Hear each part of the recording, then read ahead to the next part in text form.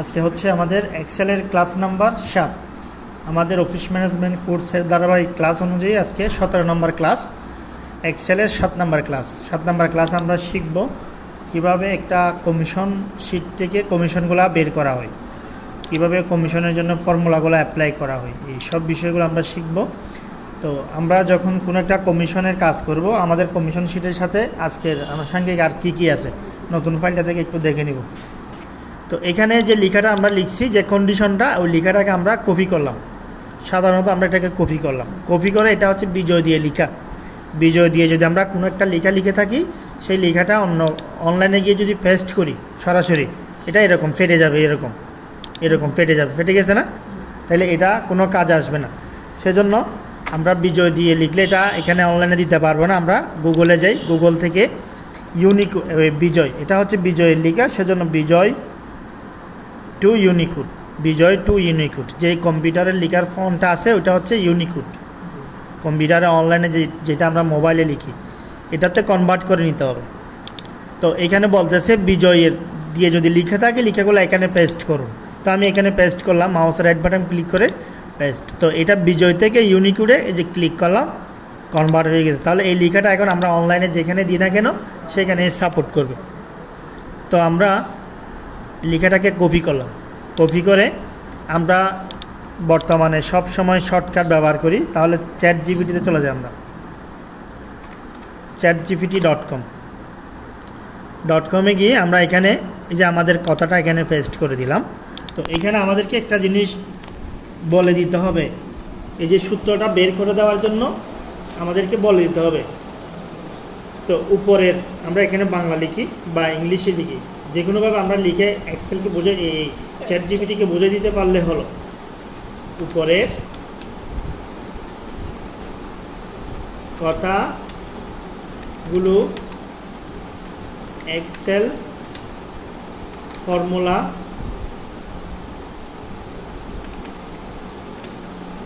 করে দাও, লিখে আমি এন্টার দিলাম।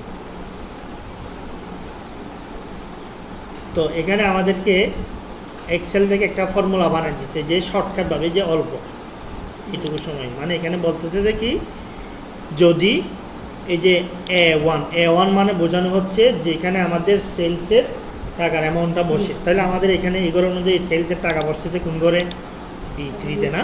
তাহলে এখানে যেটা A1 বলতেছে এরা, ওটা আমাদের নিয়মে কি B3, তাহলে আমাদের ধরতে হবে এটা কি B3, যেহেতু আমাদের কাজটা B3-তেই লিখতে হচ্ছে। তো B3 ছোটো হয় 10,000 টাকা থেকে, তখন B3 ইন্টু 2.5%, একটা কাজ শেষ। আবার ইফ দিয়ে শুরু, এরপরে A1 মানে হচ্ছে কি B3 ছোটো হয় 30,000 টাকা থেকে, তখন B3 ইন্টু কত 5%।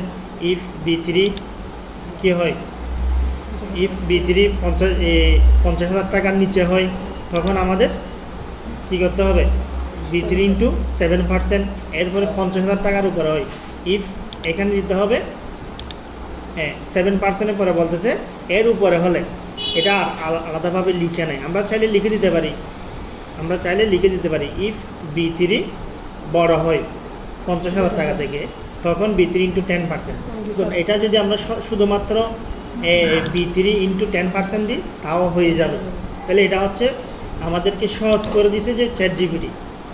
আমরা ভবিষ্যতে যখন কোনো কাজ করব, আমাদেরকে প্রতিনিয়ত অনলাইন টুলসগুলো ব্যবহার করতে হবে।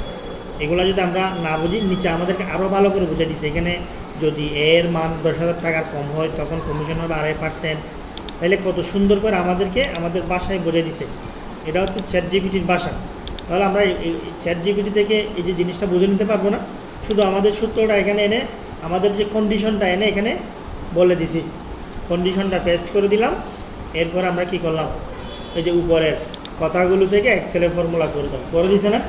তখন এই ফর্মুলাটা আমরা যদি এখানে অ্যাপ্লাই করে দিই, যে এখানে আমি লিখছি ইফ B3, ওই যে সেখানে নিয়ম অনুযায়ী ইফ B3 কি হয়, ছোটো হয় বা সমান হয়, বা ছোটো বা সমান মানে 10,000 সহ, আমি এখানে সমান না দিলেও উত্তরটা আসবে। তাহলে আমরা সেই অনুযায়ী যদি লিখে ফেলি, একদম অল্প সময়ের মধ্যে আমাদের কাজটা হয়ে যাবে। তাহলে আমি লিখতেছি, ইফ দিলাম, ব্র্যাকেট দিলাম, B3 কি হয়, ছোটো বা সমান হয় 10,000 টাকা থেকে, তখন B3 ইন্টু 2.5%। একটা কাজ শেষ, সেজন্য একটা কমা দিলাম, এটা এটুকু বুঝছি। হ্যাঁ, এরপর হচ্ছে আবার ইফ দিয়ে শুরু করলাম B3 ছোটো বা সমান হয় কত থেকে, এখন 30,000 টাকা থেকে।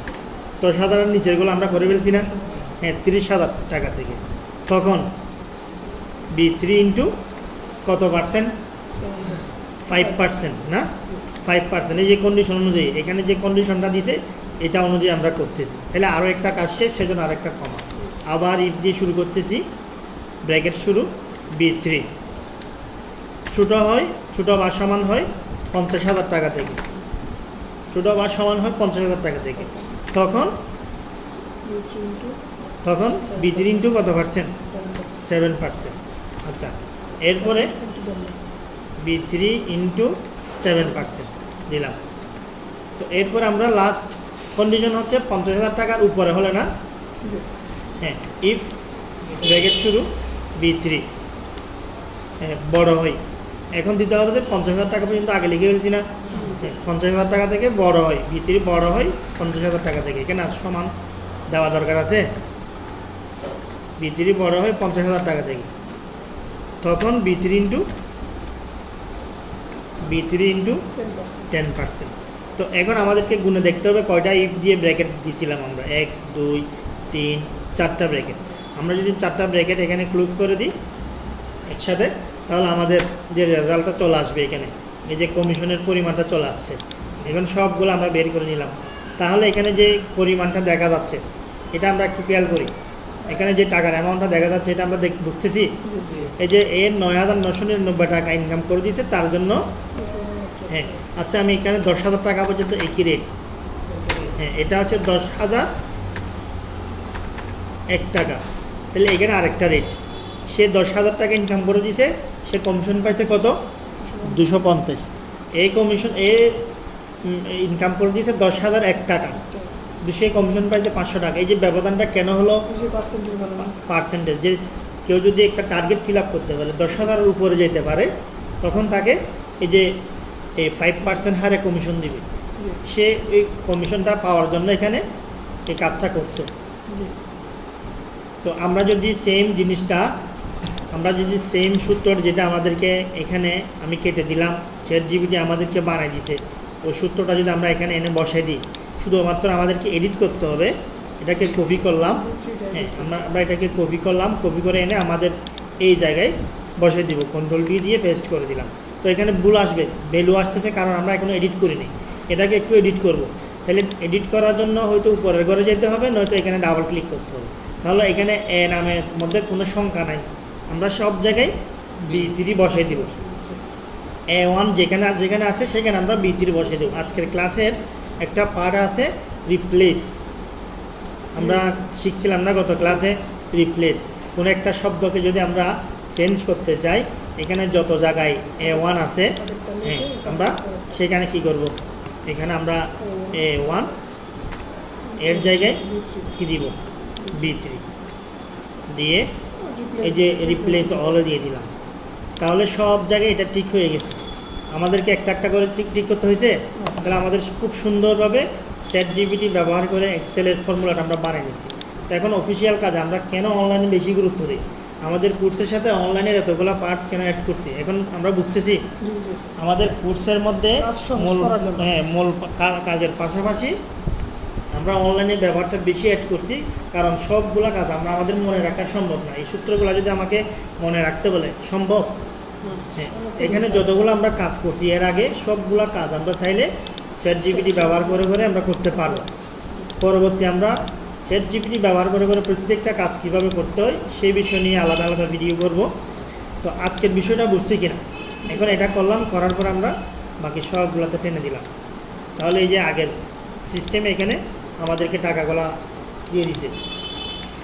তাহলে এটা সহজ নাকি এখানে যে সূত্রটা আছে এটা সহজ? এর নিচে যেটা আমাদেরকে ChatGPT বানিয়ে দিছে এটাই সহজ। আমাদের যে পাঠ্য বইয়ে যেটা আছে, আমাদের অফিস ম্যানেজমেন্টের পাঠ্য বইয়ে যেটা আছে এটা অনেক কঠিন আমাদের জন্য, টাইমও বেশি লাগবে, এখানে কাজও বেশি। তো এর পাশাপাশি আমরা এই যে রিপ্লেসের ব্যবহারটা বুঝছি তো না? তো এভাবে আমরা চ্যাট জিপিটি ব্যবহার করে যদি আরও অন্য অঙ্কগুলো করতে চাই, নিজে নিজে ট্রাই করব, তাহলে ওখানে যে বিষয়টা আমাদের মনে রাখতে হবে, এখানে বিজয় বাংলা দিয়ে লিখলে সেটা চ্যাট জিপিটি বুঝবে না। চ্যাট জিপিটিকে ওখানে বোঝাতে হলে ইউনিকোড ব্যবহার করে বা অপ্র ব্যবহার করে আমাদেরকে লিখতে হবে। তো এই হচ্ছে আমাদের এক্সেলের ক্লাস নাম্বার 7। পরবর্তী ক্লাসে আমাদের শেয়ার বাজার নিয়ে অঙ্ক না, একটা শেয়ার বাজারের অঙ্ক আছে, ওইটা করবো পরবর্তী ক্লাসে, 8 নাম্বার ক্লাসে।